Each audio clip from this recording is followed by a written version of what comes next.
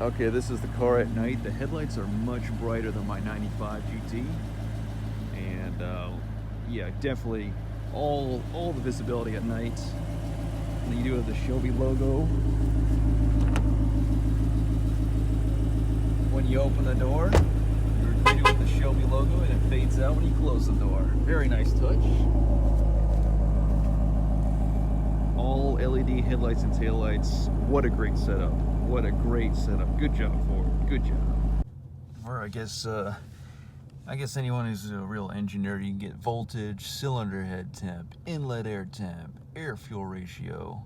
I guess these are changing live on the fly, so you could keep this up while you're revving it out and see what everything's doing in real time. Engine oil pressure 28. If we reference our secondary gauge, or our gauge, it is also matching up with 28, so we know both are in harmony.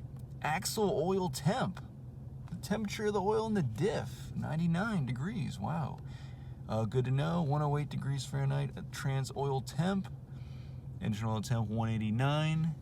And then, of course, we don't have a number. We just have a needle in between cold and hot. And tire pressures, what else was I going to show you? Oh, trip fuel. So I started trip as soon as I left the Carmax, and 55.2 miles traveled so far. I have a total of 1,500 miles. If I do decide that I'm going to give the car back at night, this car is so good with the headlights. I have no problems with visibility. In my 95 GT, I have all the problems with visibility. It's hard to see. Sometimes I have to put the brights on, so maybe it's time for me to upgrade the bulbs to maybe some better, brighter bulbs in my 95 GT and those headlights. The screen, you know, I'm more concerned about the motor, how the motor feels, shift in the transmission. But we do have a screen. When I plug my phone in via USB, I can connect to Apple CarPlay, so I guess that's cool, and play my music. But I'm loving how it's driving. That's my main concern. And let me tell you, it is driving great. I'm gonna have to get some driving clips for you guys, maybe some downshifts. You saw the cold start at the beginning of the video, and the Shelby logo. I didn't realize that's kind of a cool touch, you know. Maybe some might find it gimmicky, but the Shelby logo, when you open the door, pop the door open.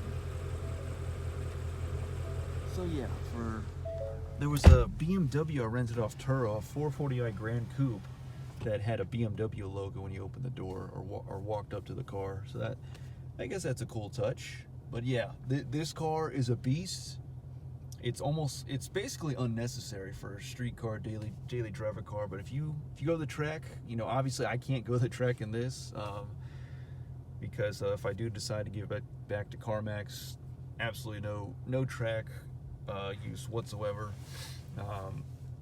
But yeah, just under 24,000 miles, 23,996.4, and the car's growing on me, but I need to compare it to a 2012 or 2013 Boss 302 Mustang and see how I like that stacked up against this one, because I'm looking for a more raw driving experience that is still tolerable for daily driving. So I guess tolerable to me is different than tolerable to other people.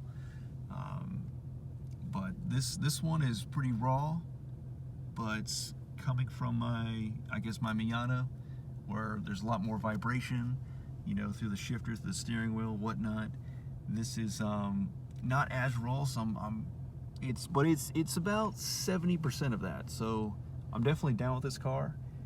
I just have to figure out if I'm down with it long term. But the interior is obviously way nicer than any car that I currently own. You know, the 95 GT and the 90 Miata. But it's a good ride.